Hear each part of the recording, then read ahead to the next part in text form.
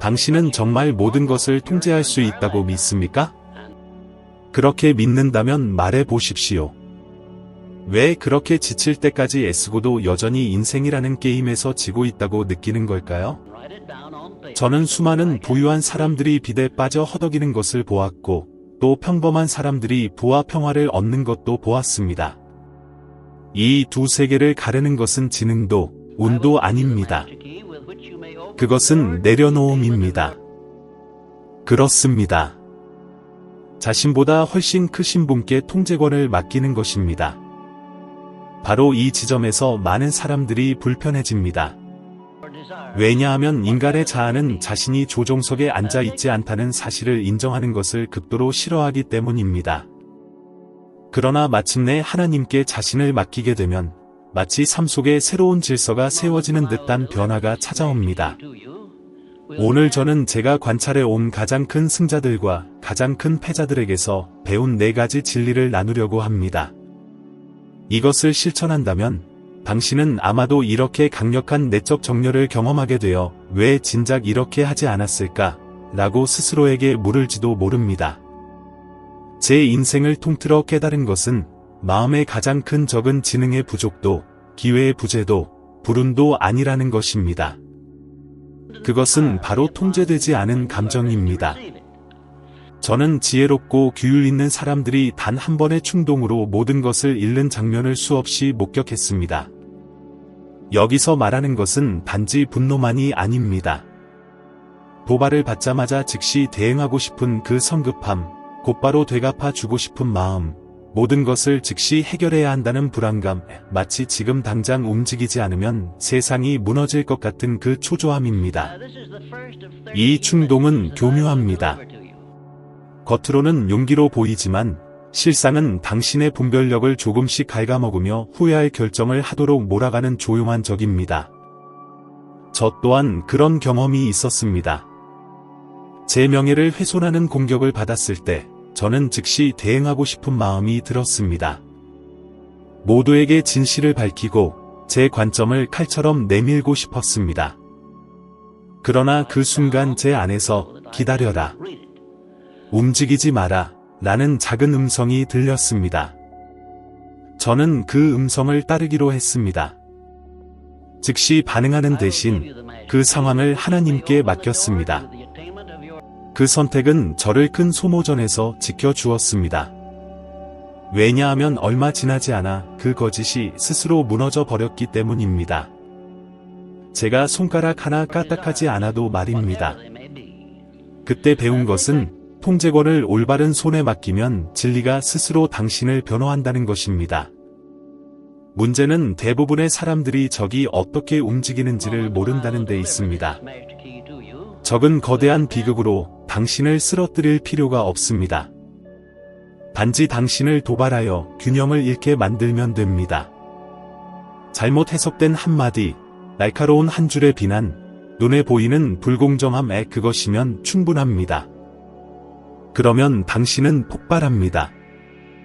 그리고 그 폭발 속에서 원치 않는 말을 하고 원치 않는 결정을 내리며 닫고 싶지 않았던 문을 닫게 됩니다. 많은 경우 당신을 지연시키는 것은 문제가 아니라 그 문제에 대한 당신의 반응입니다. 얼마나 많은 기회가 단 한 번의 감정 폭발로 날아갔는지 생각해 보십시오. 제안을 오만하게 받아쳐서 투자자를 잃은 사업가, 비판을 받아들이지 못해 수년간의 경력을 잃은 전문가, 분노에 휩싸여 돌이킬 수 없는 말을 함으로써 무너진 관계. 이것은 소설이 아니라 매일 전 세계에서 일어나는 현실입니다. 왜 이런 일이 일어날까요? 압박의 순간에 충동에 굴복하는 것이 차분함을 선택하는 것보다 훨씬 쉽기 때문입니다. 당신도 느껴본 적이 있을 것입니다. 심장이 빨라지고 열이 오르며 손이 떨리는 그 순간. 바로 그때 알아야 합니다. 자극과 반응 사이에는 공간이 있고 그 공간이 바로 다른 길을 선택할 수 있는 기회라는 것을 말입니다. 그때는 숨을 고르고 상황에서 한 걸음 물러나 움직이기 전에 하나님께 맡겨야 합니다. 단순해 보이지만 바로 그 작은 행동이 당신의 평안, 명예, 미래를 지키는 열쇠입니다. 세상은 우리에게 빠르게 반응하고 아무 말도 놓치지 않도록 훈련시킵니다. 그러나 저는 모든 답을 즉시 줄 필요가 없다는 것을 배웠습니다. 침묵이야말로 가장 지혜롭고 강력한 대답이 될 때가 많다는 것도 말입니다. 감정을 다스리는 것은 약함의 표시가 아니라 성숙함과 자기 통제의 증거입니다. 자신을 이기는 사람은 제국을 정복하는 자보다 강합니다. 외부의 제국은 무너질 수 있지만 내면의 제국은 그 누구도 빼앗을 수 없습니다. 그러니 다음번에 삶이 당신을 자극할 때 행동하기 전에 기억하십시오. 진정한 전장은 밖이 아니라 당신 안에 있습니다. 그리고 그 내면의 전투에서 승리한다면 어떤 외부의 적도 당신을 무너뜨릴 수 없습니다. 제가 배운 가장 귀한 교훈 중 하나는 모든 싸움이 나의 싸움은 아니라는 것입니다. 인생은 종종 우리의 목적과 무관한 갈등을 눈앞에 두지만 그것들이 충분히 긴급해 보여 우리의 에너지와 시간, 그리고 무엇보다 평안을 빼앗아 갑니다. 많은 경우 적이 원하는 것은 정면 승부가 아니라 당신을 분산시키고 지치게 하며 진정 중요한 길에서 벗어나게 하는 것입니다. 적은 압니다. 당신의 시선을 부차적인 전투에 묶어두면 인생을 바꾸는 진짜 전투에 집중하지 못한다는 것을 말입니다. 저는 매번 마지막 말을 차지하려는 욕심의 모든 논쟁에서 이기는 것을 고집하다가 수년간의 성장을 허비한 뛰어난 사람들을 보았습니다. 그것은 승리가 아니라 함정입니다. 마치 장군이 성을 지키는 대신 길가의 사소한 싸움마다 나서다가 돌아와 보니 정말 중요한 것을 모두 잃어버린 것과 같습니다. 이렇게 쓸모없는 싸움이 남기는 감정적, 영적 대가는 너무 큽니다. 그리고 많은 경우 그것을 깨닫는 순간은 이미 늦었을 때입니다. 저는 한 지인의 이야기를 기억합니다. 그는 총명하고 성실한 사업가였지만 양보하지 못하는 성격 때문에 회사를 거의 무너뜨릴 뻔했습니다. 파트너나 고객과의 사소한 의견, 충돌조차 전쟁터로 만들었습니다. 그는 모욕은 절대 참지 않는다는 자부심이 있었지만 그것이 소중한 동맹을 무너뜨리고 있다는 사실을 깨닫지 못했습니다. 오직 양보가 항복이 아니라는 것, 그리고 침묵이 때로는 공격보다 강력한 전략이라는 것을 이해했을 때 그는 무너진 다리를 다시 세우기 시작했고 사업은 다시 번영하기 시작했습니다. 그렇다면 당신은 어떻습니까? 지나고 나서 돌이켜보면 아무 의미도 없었던 논쟁에 몇 번이나 휘말린 적이 있습니까? 반드시 대답해야 한다는 생각에 사로잡혔다가 나중에 그것이 내 삶을 전혀 더 나아지게 하지 않았다는 것을 깨달은 적은 또 몇 번이나 있습니까? 늘 옳아야 하고 도발에 절대 굴하지 않는 모습을 보여주려는 이 욕구는 종종 자아가 파놓은 함정입니다. 자아는 오직 지금만을 생각하고 내일은 결코 생각하지 않기 때문에 나침반으로서는 형편없는 존재입니다. 성경은 이에 대한 분명한 예를 보여줍니다. 수십 년 동안 백성을 이끈 모세는 단 한 번의 분노로 인해 약속의 땅에 들어가지 못했습니다. 생각해 보십시오. 수십 년간의 순종과 지도력이 있었지만 그는 감정이 결정을 대신하게 하여 모든 것을 잃었습니다. 이 이야기가 기록된 이유는 우리를 두렵게 하기 위해서가 아니라 경고하기 위함입니다. 하나님의 선택을 받은 위대한 지도자조차 충동적으로 행동의 약속을 이룰 수 있다면 우리라고 해서 면역일 것이라고 생각할 수 있을까요? 저는 싸울 전쟁을 선택하는 법을 배우는 것이 비겁함의 표시가 아니라 영적 지혜라는 것을 깨달았습니다. 어떤 싸움은 말로, 어떤 싸움은 침묵으로 이깁니다. 어떤 싸움은 즉각적인 행동이 필요하지만 어떤 싸움은 오직 기도와 인내로만 승리할 수 있습니다. 이것에는 분별력이 필요합니다. 원수는 당신을 도발하고 작은 위기를 만들어 당신을 산만하게 하려 할 것입니다. 그러나 아무 소득도 없는 일에 당신의 탄약을 쓸지 말지는 전적으로 당신의 선택입니다. 다음번에 누군가 당신을 도발하거나 불공정한 상황이 당신을 대립으로 끌어들이려 할 때 스스로에게 물어보십시오. 이 일이 하나님이 원하시는 나의 길로 더 가까이 이끄는가, 아니면 멀어지게 하는가? 이 단순한 질문은 강력한 필터가 됩니다. 나타나는 모든 도전이 싸움의 초대장은 아닙니다. 때로는 그저 당신이 길을 벗어나지 않고 계속 전진할 만큼 성숙해졌는지를 시험하는 것일 뿐입니다. 당신이 어떤 싸움은 무시하는 법을 배우면 놀라운 일이 벌어집니다. 에너지가 진정 중요한 곳에 집중되기 시작하는 것입니다. 명확성이 생기고 시간이 생기며 이전에는 불가능해 보였던 것들이 가능해지기 시작합니다. 결국 중요한 것은 모든 싸움에서 이기는 것이 아니라 옳은 싸움에서 이기는 것입니다. 하나님과 방향이 맞춰질 때 특별한 일이 벌어집니다. 일들이 더 이상 오직 노력의 결과만으로 이루어지는 것이 아니라 거의 설명할 수 없을 정도의 자연스러움으로 흘러가기 시작합니다. 이는 마치 몇 도 정도 틀어진 나침반을 정확히 맞추는 것과 같습니다. 아무리 빠르게 움직이고 있어도 목적지를 향해 있지 않다면 모든 움직임은 에너지 낭비입니다. 방향을 맞춘다는 것은 단순히 하나님의 길 위에 있는 것이 아니라 올바른 속도와 올바른 초점, 그리고 올바른 방향으로 걷는 것을 의미합니다. 저 역시 밤낮 없이 일하며 유망해 보이는 목표를 쫓았던 시절이 있었습니다. 하지만 그 목표들은 하나님께서 제 마음에 심어주신 목적과는 아무 관련이 없었습니다. 결과는 언제나 같았습니다. 소진, 좌절, 그리고 제자리 걸음을 도는 듯한 허무함이었습니다. 세상이 나에게 기대하는 것만이 아니라 하나님께서 진정으로 나에게 말씀하시는 것을 들으려고 멈춰 섰을 때에야 저는 진정한 성공이 움직임의 양이 아니라 방향의 질에 있다는 것을 깨달았습니다. 대부분의 사람들은 성공시키기에만 몰두한 나머지 자신에게 주어지지 않은 문을 억지로 열려고 애쓰고 있습니다. 그렇기에 많은 사람들이 목표를 이루고도 큰 공허함을 느낍니다.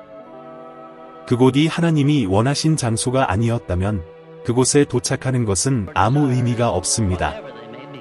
하나님과의 방향 맞춤은 세상의 인정을 받으려는 경쟁에서 당신을 벗어나게 하고 당신의 사명을 완수하는 여정으로 이끕니다. 그것은 평안을 줄 뿐 아니라 결과를 더욱 빨리 가져옵니다. 오프라 윈프리의 예를 보십시오. 그녀는 안정적으로 보이는 직업 경로를 선택할 수도 있었지만 사람들에게 영감을 주겠다는 자신의 목적에 맞는 길을 택했습니다. 그 방향 맞춤은 그녀를 성공으로 이끌었을 뿐 아니라 세상에서 가장 영향력 있는 여성 중 한 명으로 만들었습니다. 이것은 그녀가 모든 곳에 있으려 하거나 모두를 기쁘게 하려 했기 때문이 아니라 명확한 초점을 끝까지 지켰기 때문입니다. 이제 생각해 보십시오. 당신이 단지 좋아 보이는 기회였기 때문에 시작했지만 진정한 의미는 없었던 일들이 얼마나 많았습니까? 다른 사람들을 실망시키고 싶지 않다는 이유만으로 마음속 깊이 내 자리가 아니라고 느끼면서도 유지했던 프로젝트, 관계, 혹은 직업이 얼마나 많았습니까? 이런 불일치는 피로와 낙담, 그리고 때로는 감정적인 위기까지 초래합니다. 하지만 방향을 다시 맞추면 마치 무거운 짐이 어깨에서 벗겨지는 것 같고 이전에 불가능해 보였던 것들이 갑자기 부드럽게 흘러가기 시작합니다. 방향을 맞추려면 용기가 필요합니다. 좋은 것을 거절하고 옳은 것을 선택하는 용기, 하나님께서 주신 목적에 더 이상 맞지 않는 길을 떠나는 용기, 멈춰 서서 듣고 기다리는 용기 말입니다. 그리고 이 용기가 순종과 함께할 때 올바른 자원이 나타나고 올바른 사람들이 오며 올바른 기회가 찾아옵니다. 마치 우주가 당신을 위해 움직이는 것처럼 보이지만 사실은 하나님께서 모든 것을 제자리에 두시는 것입니다. 만약 오늘 당신이 많이 움직이고 있지만 별로 전진하지 못한다고 느낀다면 문제는 속도가 아니라 방향일 수 있습니다. 방향을 바꾸는 것은 모든 것을 포기한다는 뜻이 아니라 경로를 몇 도만 조정하는 것일 수도 있습니다. 그 작은 조정이 지친 삶과 충만한 삶의 차이가 될 수 있습니다.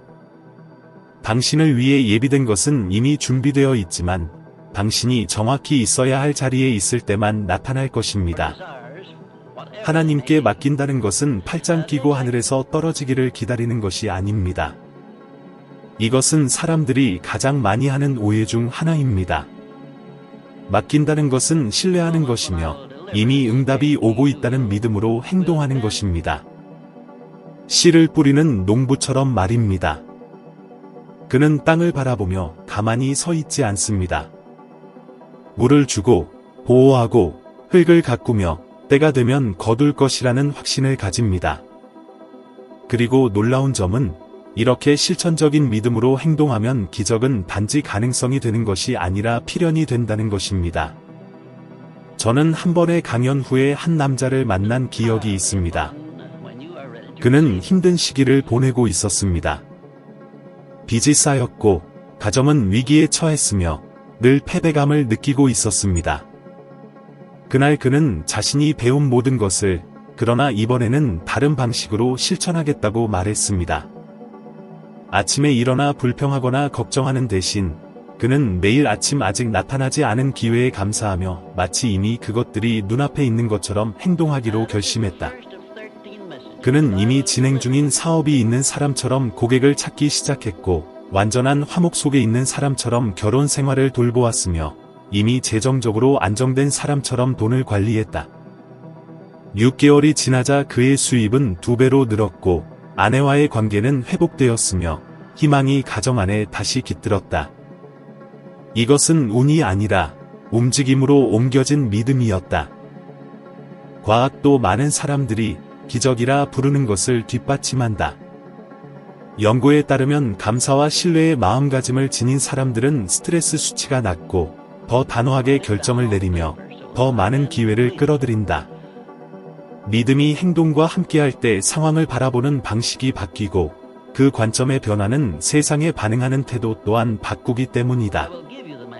문제는 많은 사람들이 믿는다고 말하면서도 여전히 모든 것이 자신에게만 달린 것처럼 행동한다는 점이다. 하나님께 무언가를 맡겨놓고 5분 후에 다시 가져와서 자신의 방식으로 해결하려는 것과 같다. 이것은 맡김이 아니라 믿음으로 위장한 불안이다. 진정한 맡김은 인내를 필요로 하고 인내는 행동의 속도를 잃지 않은 채 기다릴 수 있는 용기를 요구한다. 이는 자신이 할 수 있는 일을 하면서 동시에 하나님께서 그 이상을 하실 수 있도록 공간을 여는 것이다. 나는 항상 기적은 절망과 어울리지 않는다고 말한다. 절망은 조급함을 낳고 조급함은 잘못된 결정을 부른다. 기적은 균형 속에서 일어난다. 자신이 할 일을 하면서 나머지는 이미 돌보아지고 있다고 믿는 것이다. 마치 어두운 복도를 걸어가면서 끝에 문이 있다는 확신을 가지는 것과 같다. 그 문이 아직 보이지 않지만 그것이 있다는 것을 알기에 계속 걸어간다. 정말 변화를 보고 싶다면 인생의 한 영역을 선택하여 이 원칙을 실천하기 시작하라. 30일 동안 그것을 온전히 하나님께 맡겨라. 내일 이미 응답을 받은 것처럼 감사하며 그 믿음에 따라 행동하라. 재정이라면 이미 안정된 사람처럼 돈을 관리하라. 관계라면 이미 화목 속에 있는 것처럼 사람을 대하라. 건강이라면 이미 치유된 것처럼 몸을 돌보라. 무언가가 일어나기를 기다린 뒤 태도를 바꾸는 것이 아니라 지금 태도를 바꾸어 무언가가 일어나도록 하는 것이다. 이렇게 살면 놀라운 일이 일어난다. 이전에는 벽밖에 없던 곳에 문이 열리고 막혀있던 곳에 길이 생긴다. 세상이 갑자기 변했기 때문이 아니라 당신이 내면에서 변했기 때문이다. 그리고 그 내적인 변화가 기적이 나타나는 초대장이 된다. 이 모든 이야기를 마치고 마음에 새겨야 할 것이 있다면 혼자 싸우는 것이 반드시 힘의 증거는 아니라는 것이다. 오히려 불필요한 피로의 신호일 때가 많다. 하나님께 맡기고 동시에 믿음으로 행동하는 법을 배우면 평안을 지킬 뿐 아니라 불가능이 현실이 될 수 있는 공간을 열게 된다. 핵심은 모든 것을 통제하는 것이 아니라 걸어가면서 신뢰하는 것이다. 그리고 이 여정을 계속 이어가고 싶다면 지금 화면에 나타난 다음 영상을 보기를 권한다. 그 영상에서 우리는 지혜의 여정에서 한 단계 더 올라가 지금보다 1% 더 나아진 당신이 될 것이다. 오늘 나와 함께해 주어 고맙고 다음 영상에서 기다리고 있겠다.